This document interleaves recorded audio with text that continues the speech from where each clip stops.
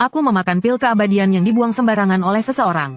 Meskipun mendapatkan umur yang tak terbatas, aku tidak bisa menjadi abadi dan tidak bisa mati. Jika menerima luka yang fatal, aku tetap akan mati. Untuk bertahan hidup di dunia kultivasi ini, aku menjadi seorang pengemis yang berkelana kemana-mana. Tapi di tahun kedua pengembaraanku, aku melihat dengan mata kepala sendiri seorang pengemis kecil sepertiku, karena menabrak seorang pejabat penting, dihajar sampai mati. Tahun ketiga, aku melihat lagi seorang kultivator jahat demi kultivasinya, membantai hidup-hidup seluruh kota. Kultivator jahat itu hanya melirikku dari jauh. Aku hampir mati hanya karena tatapan matanya. Aku terus berlari selama 3 hari 3 malam. Barulah aku berani berhenti. Setelah kejadian ini, aku sadar dunia ini benar-benar terlalu berbahaya. Aku harus segera meningkatkan kekuatanku. Kalau tidak, meskipun punya umur panjang, dihabisi oleh orang yang lebih kuat, itu akan sangat tidak sepadan. Tapi bagaimana cara meningkatkan kekuatan? Aku pun membuka sistem keabadian. Ini adalah bonus setelah memakan pil dewa 3 tahun lalu. Di kolom bakat tertulis dengan jelas kata tidak ada. Jadi jalan untuk mencari teknik kultivasi langsung tertutup. Melihat ini, aku terpaksa memulai pekerjaan sampingan kecil-kecilan. Hari itu, aku datang ke bengkel pandai besi di sebuah desa. Pandai besi tua itu kasihan melihatku, lalu menjadikanku sebagai penerusnya. Tindakannya ini membuatku sangat terkejut. Harus diketahui di zaman ini kebanyakan orang bahkan tidak bisa makan sampai kenyang. Satu orang lagi berarti satu beban tambahan. Beberapa keluarga bahkan menjual anak untuk bertahan hidup. Tapi baru belakangan aku tahu, istri dan anak pandai besi tua itu sudah lama meninggal. Dia juga berharap kelak ada yang merawatnya di hari tua dan mengurus pemakamannya.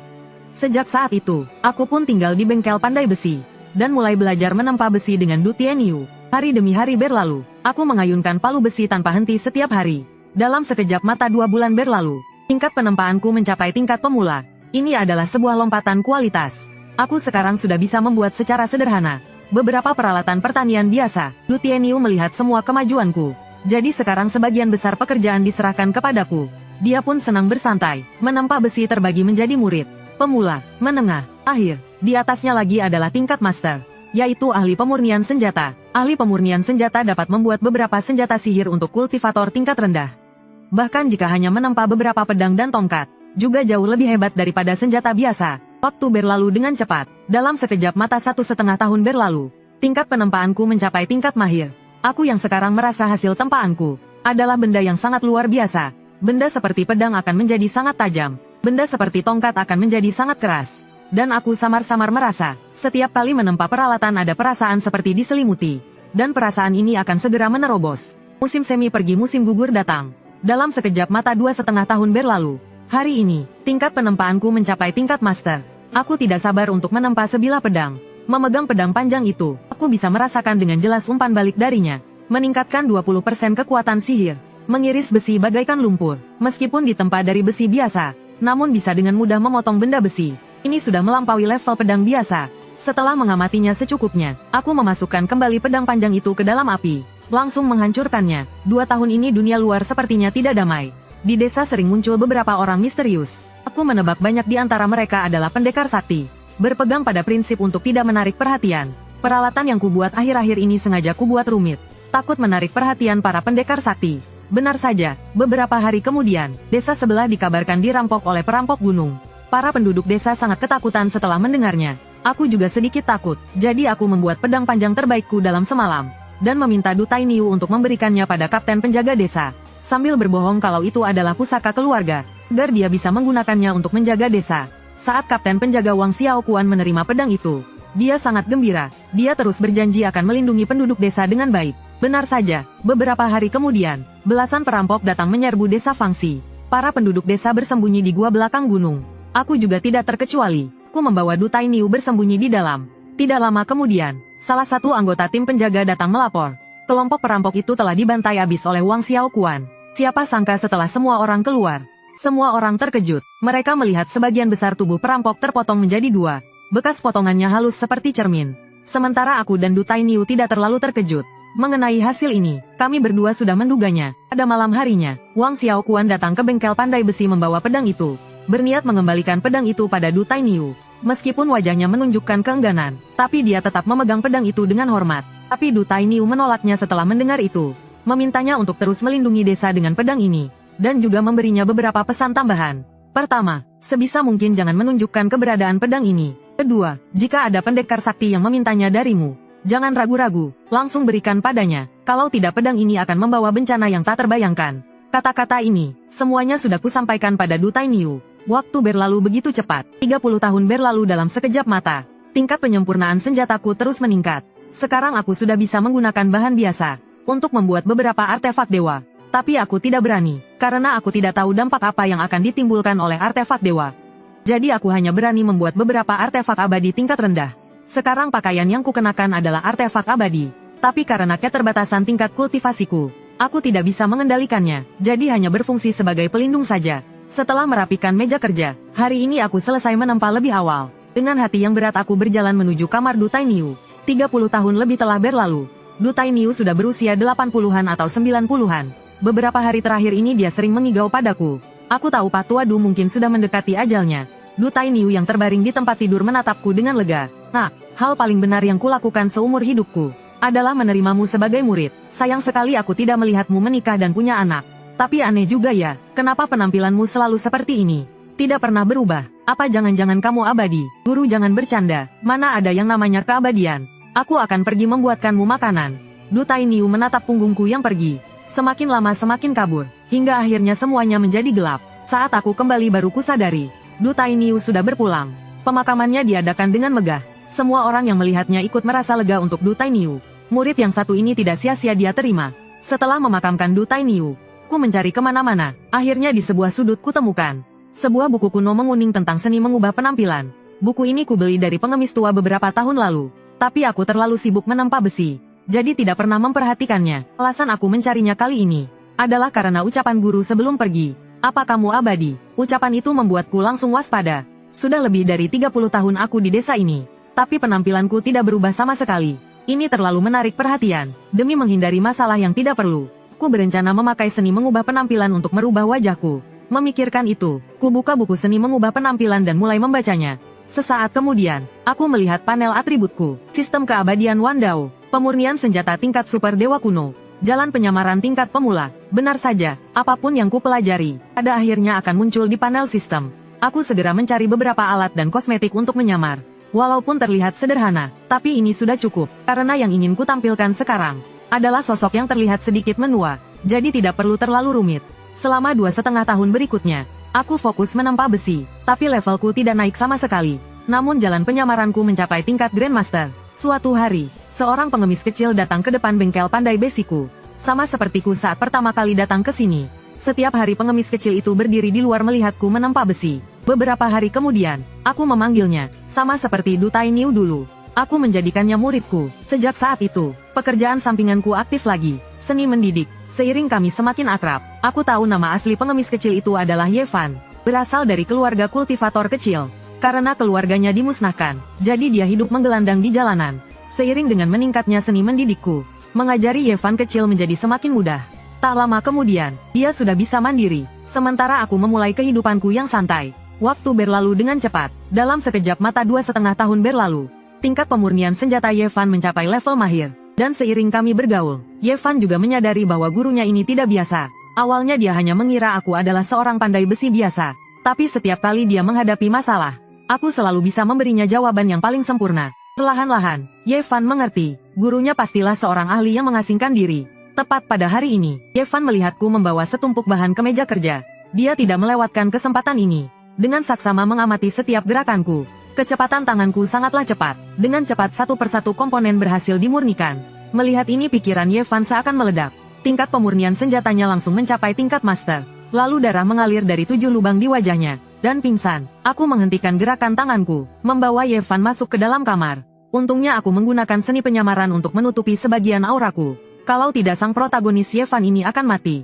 Dan buku yang lain itu akan tamat begitu saja. Kali ini aku ingin membuat sebuah artefak dewa super kuno. Untuk mempersiapkan kehidupanku selanjutnya, agar tidak terkena serangan balik. Aku juga memasang segel pembatas pada artefak ini. Pertama, tidak boleh mengkhianati dan menentang perintah tuannya. Kedua, tidak boleh berniat jahat pada pemurni dan tuannya. Ketiga, tanpa persetujuan tuannya, tidak boleh menyerang manusia biasa. Prototipe dari artefak dewa kuno super ini adalah sebuah kipas lipat. Aku menyatukan bagian-bagiannya satu persatu. Akhirnya terbentuk, bersamaan dengan jatuhnya segel. Seluruh alam dewa bergejolak, aturan-aturan bergejolak. Para dewa kuno super yang tak terhitung jumlahnya terbangun. Ekspresi wajah mereka semua berubah drastis.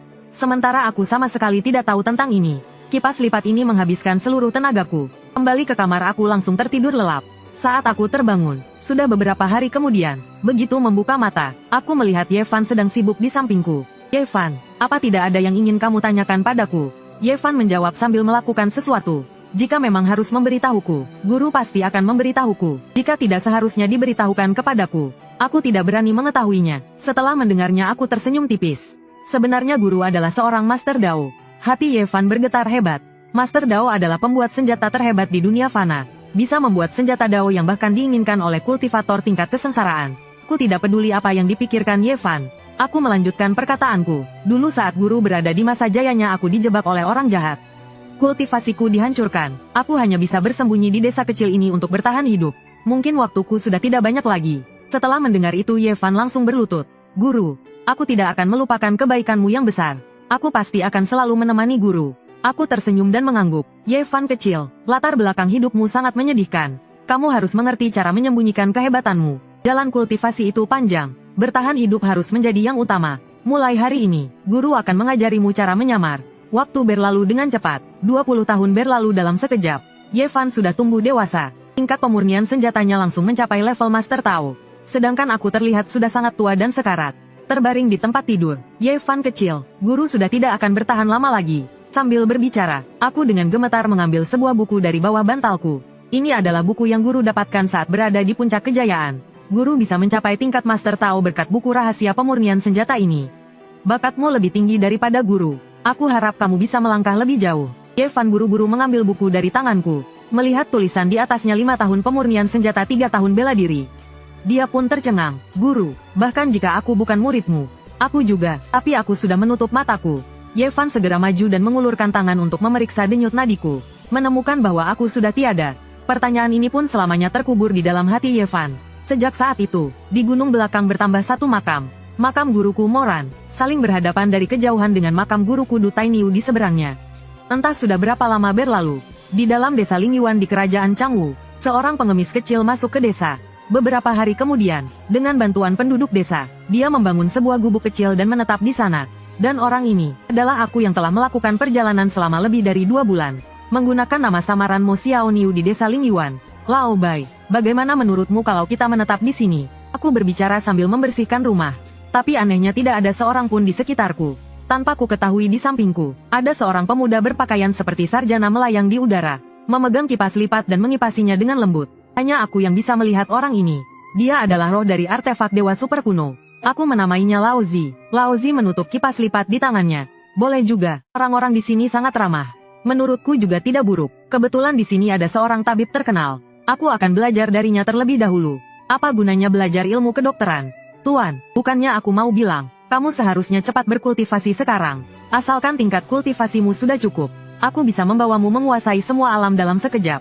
Lao Bai mengibaskan kipas di tangannya, dan berkata dengan sombong. Perkataannya sebenarnya tidak berlebihan sama sekali. Sebagai artefak dewa super kuno, selama aku memiliki tingkat kultivasi, dia bisa menjadi tak terkalahkan di dunia dalam sekejap. Aku menghela napas setelah mendengarnya.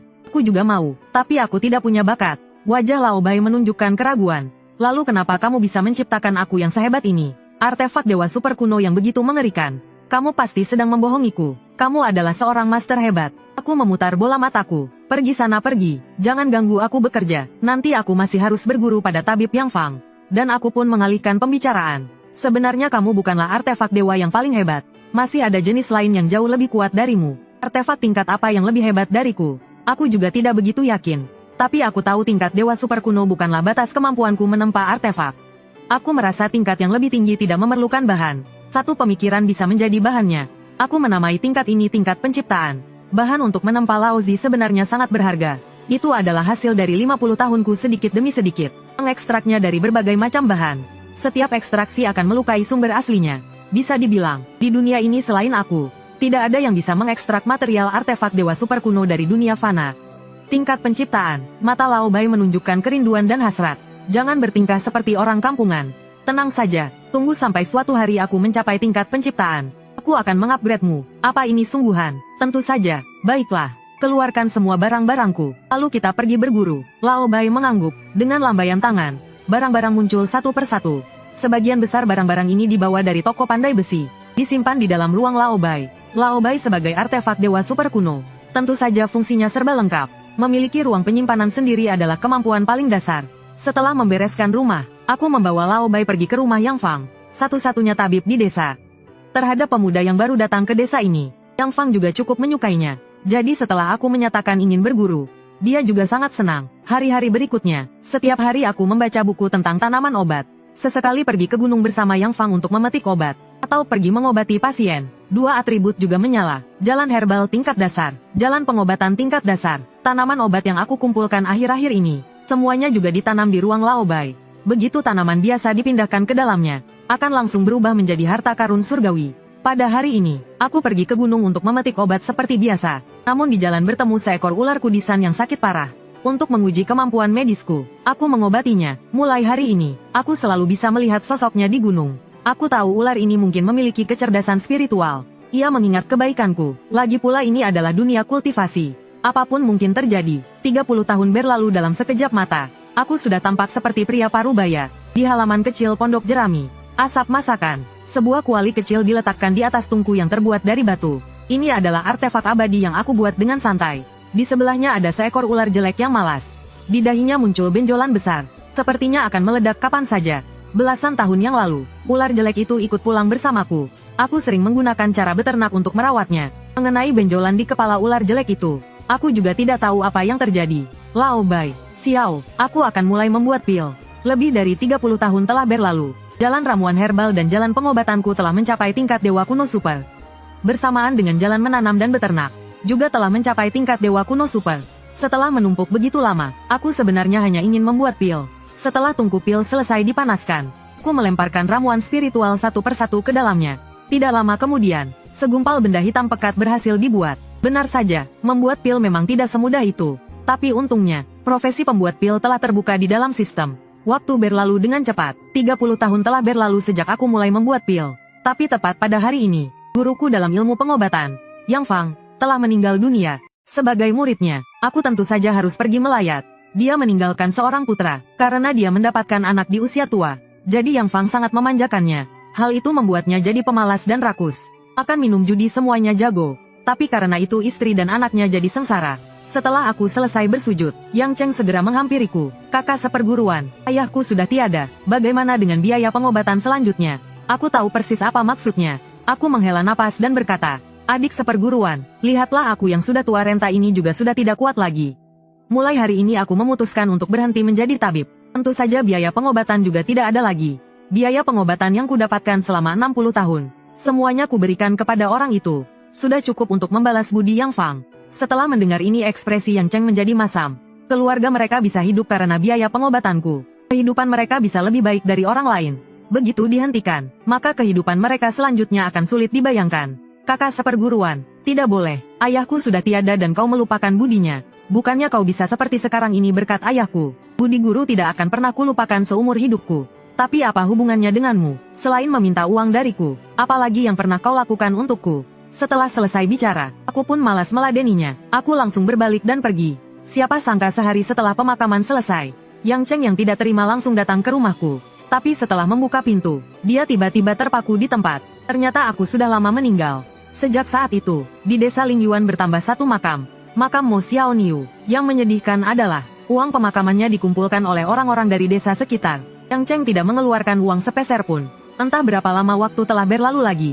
Di sebuah kota kecil yang terpencil, aku berpakaian seperti pengemis. Aku berjongkok di pinggir jalan. Di depanku ada sebuah mangkuk pecah. Laobai melayang di belakangku. Wajahnya tampak kehabisan kata-kata. Kamu ini seorang ahli pembuat senjata super tingkat dewa kuno. Mengemis di sini. Kalau sampai orang lain tahu, entah apa yang akan mereka pikirkan. Kamu tahu apa? Ini namanya pertapa kecil bersembunyi di alam liar. Pertapa hebat bersembunyi di tengah keramaian. Aku tidak mengerti. Aku hanya tahu kalau kamu mau uang. Asal menempa besi saja sudah bisa menyambung hidupkan. Kenapa harus sampai mengemis? Bukan hanya soal membuat senjata. Memang tidak sulit untuk mencari uang. Tapi aku masih ingin belajar lebih banyak hal. Tidak bisa hidup dengan sia-sia. Mendengar ini Laobai langsung sedikit cemas. Kalau begitu berkultivasi saja. Kalau soal berkultivasi, waktu ratusan juta tahun pun tidak akan cukup. Pergi sana. Aku tidak punya bakat untuk berkultivasi. Aku sudah mengatakannya 21.513 kali. Mengenai bakat, aku selalu merasa pasrah. Karena orang lain meskipun tidak punya akar spiritual, masih bisa menyerap energi spiritual dan berkultivasi melalui cara lain. Tapi aku tidak bisa. Tubuhku ini seolah-olah bermusuhan dengan energi spiritual. Sama sekali tidak bisa tertahan. Memikirkan hal ini, aku melirik ke ujung jalan. Segera memberi kode mata pada Lao Bai, mengisyaratkan dia untuk tidak bicara. Terlihat di ujung jalan seorang kakek kecil berjalan santai ke arah sini. Kakek ini bernama Zhou Liang. Dia adalah ahli yin yang paling terkenal di daerah sekitar sini. Ahli dalam membaca wajah dan meramal nasib. Inilah targetku selanjutnya. Sejak beberapa bulan yang lalu, kemampuan alkemiaku sudah mencapai tingkat dewa kuno super. Alasan aku belum pergi selama ini adalah untuk mengantar guru Yang Fang di perjalanan terakhirnya. Melihat Zhou Liang berjalan ke hadapanku, aku pun segera berteriak, "Pak Tua, kasihanilah, beri aku sedikit." Zhou Liang tanpa sadar melirikku. Matanya langsung terbelalak. Luar biasa, bakat ini, tanda ramalan ini, ilmu membaca wajah dan juga jalan yin yang feng shui. Hatiku merasa senang, tapi di luar aku mengangkat kepala dengan ragu-ragu. Apa ini bisa untuk makan? Bisa, asalkan sudah mempelajarinya. Kemanapun kamu pergi orang lain akan menyambutmu dengan hangat. Begitulah, aku pun tinggal di rumah Zhou Liang. Dalam sekejap mata 2,5 tahun telah berlalu. Saat ini kemampuanku sudah setara dengan Zhou Liang. Mulut Zhou Liang sampai mau miring karena tersenyum. Ternyata aku tidak salah memilih murid. Aku yang sekarang bisa menyelesaikan seluruh rangkaian layanan pemakaman. Pertama-tama obati dulu. Kalau tidak sembuh langsung lakukan ritual. Kemudian melihat lokasi tanah. Melihat hari baik. Kuburkan. Lao Bai juga sangat menyukai suasana seperti ini. 40 tahun. Bagi makhluk abadi sepertiku ini sama sekali tidak ada artinya. Tetapi bagi manusia biasa rasanya seperti seumur hidup telah berlalu. Contohnya adalah Zhou Liang. Saat ini dia terbaring di atas ranjang. Ekspresinya sangat damai. Pelan-pelan, guru akan segera pergi. Profesi kita ini semuanya baik. Satu-satunya hal yang tidak baik adalah bisa melihat masa depan sendiri. Sekali lihat langsung terlihat sampai akhir. Aku menghela napas setelah mendengarnya. Guru, sebenarnya guru salah. Guru selalu bilang takdir guru itu kesepian. Makanya guru tidak mencari istri. Tapi aku kan ada. Aku sudah menemanimu selama ini. Jadi ramalan guru sama sekali tidak akurat. Karena di kehidupan ini guru tidak sendirian. Kata-kata ini membuat Zhou Liang tertawa. Iya juga, aku tidak kesepian di kehidupan ini. Karena aku punya murid yang baik. Tapi sayangnya, aku tidak punya cucu murid. Berbicara sampai di sini, Zhou Liang menatapku lekat-lekat. Melihat itu aku buru-buru melambaikan tangan. Guru jangan bercanda, lihat aku yang sudah tua ini. Tidak mungkin bisa punya anak. Siapa yang menyuruhmu punya anak? Aku menyuruhmu menerima seorang murid. Dengan begitu aku kan jadi punya cucu murid. Mendengar itu aku langsung lega. Nanti kalau bertemu akan kuterima. Agar aliran kita ini terus berlanjut. Zhou Liang mengangguk. Aku percaya padamu. Guru sudah memilihkan tempat yang bagus untuk diriku sendiri. Kau kuburkan aku dulu baru terima murid. Kata-kata ini membuat mataku berbinar. Tempat apa? Orang yang berkecimpung di bidang ini pasti tertarik dengan tempat yang bagus. Pegunungan Qianlong. Puncak di kepala. Ujung di kaki. Menatap puncak dari kejauhan. Aku mengelus dagu dan berpikir sejenak. Oh tempat itu. Guru. Apa guru ingin cucu murid guru menjadi kaisar? Tapi kali ini Zhou Liang tidak menjawab. Matanya perlahan terpejam, seolah-olah tertidur. Beberapa hari kemudian, aku datang ke tempat yang dikatakan Zhou Liang, lalu menguburkannya. Sebelumnya aku tidak terlalu memperhatikannya. Tapi setelah kulihat barulah aku tahu tempat ini luar biasa. Pegunungan yang sambung menyambung terbentang sampai di sini. Di ujungnya ada 3 gunung. Gunung yang di tengah menjulang tinggi ke angkasa. Puncak di kedua sisinya sedikit lebih rendah. Membentuk formasi naga hijau dan harimau putih yang menjaga di kiri dan kanan. Inilah yang disebut sarang naga dalam legenda. Setahun berlalu dalam sekejap. Selama setahun ini, aku sering pergi keluar mencari orang yang berbakat menjadi Master Yin Yang. Sayangnya orang seperti itu sangatlah langka. Pada hari ini, aku berbaring malas-malasan di kursi santai. Xiao Ye di sampingku juga bermalas-malasan berjemur. Kulitnya sekarang berwarna kuning keemasan. Benjolan di kepalanya sudah lama pecah, menumbuhkan sebuah tanduk rusa yang aneh. Tapi di sebelahnya tumbuh benjolan baru. Tapi tepat pada saat itu, tiba-tiba terdengar teriakan seorang anak kecil dari luar. Apa Tuan Guru ada di dalam? Seiring pintu gerbang terbuka, terlihat sesosok tubuh kurus kecil berlutut di tanah. Mohon Tuan Guru terima aku sebagai muridmu. Aku mencoba menghitung dengan jariku. Bakatnya lumayan juga. Dia bukan orang yang sangat jahat. Tapi masa depannya tidak terlihat. Tertutup oleh takdir langit. Aku juga malas menggunakan ilmu tingkat tinggi untuk menerawangnya. Setelah berpikir sejenak aku pun berkata, bangunlah dulu. Ceritakan padaku tentang keadaanmu. Nanti akan kupertimbangkan untuk menerimamu atau tidak. Anak itu pun mengangguk. Namaku Hubaer. Begitu mendengar nama itu, ekspresiku langsung menjadi aneh. Aku berpikir apakah harus menerima murid ini. Hubaer memanfaatkan kesempatan ini. Mulai menceritakan alasannya ingin berguru. Desa mereka tidak memiliki Master Yin Yang. Orang yang meninggal dikubur begitu saja di sembarang tempat. Perlahan-lahan, seluruh desa hanya menyisakan Hubaer seorang. Ku mengangguk setelah mendengarnya. Ini sangat normal. Jika orang dikubur sembarangan, tidak tahu akan melanggar pantangan apa. Keluarga biasa tidak akan sanggup menanggungnya. Pada akhirnya aku tetap menerima Hubaer.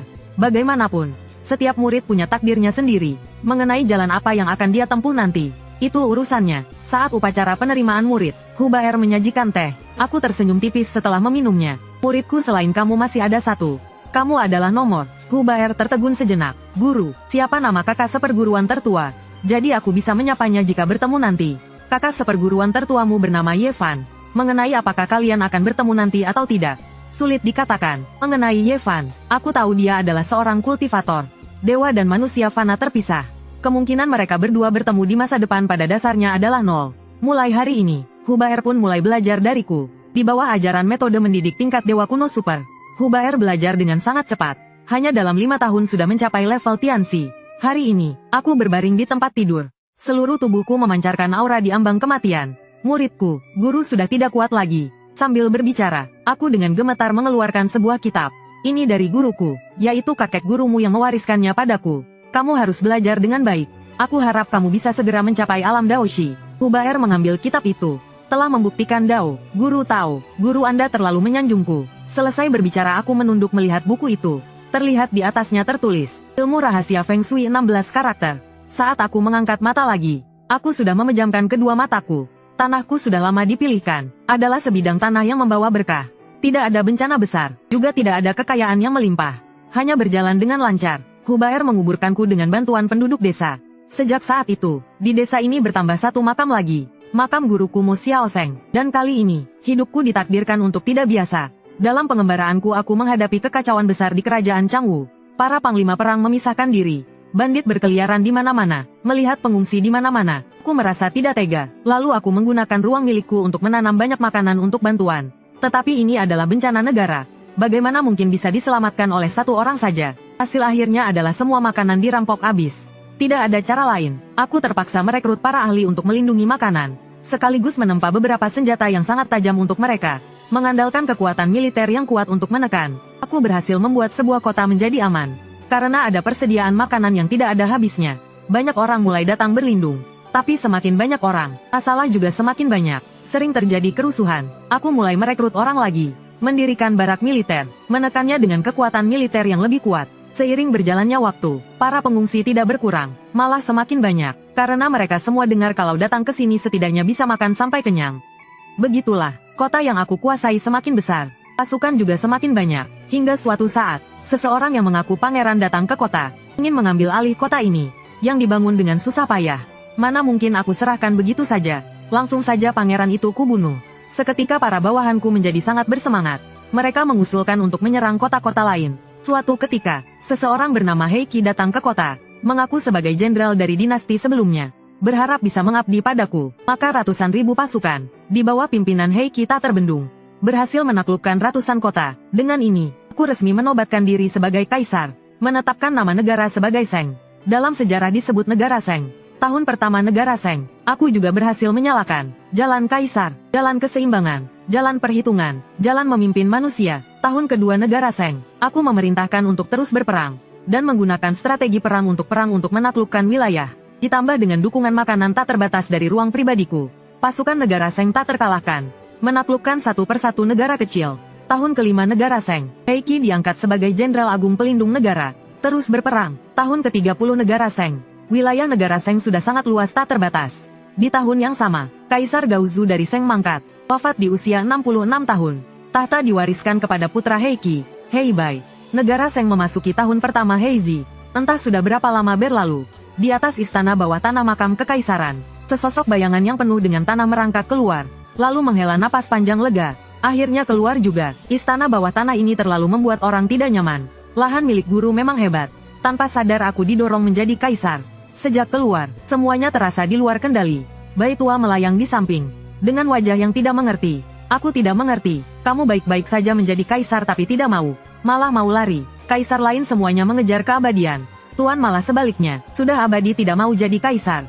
Kamu tahu apa sih? Menjadi kaisar terlalu melelahkan, dan juga kerajaan Sheng terlalu besar. Sudah menarik perhatian banyak kultivator.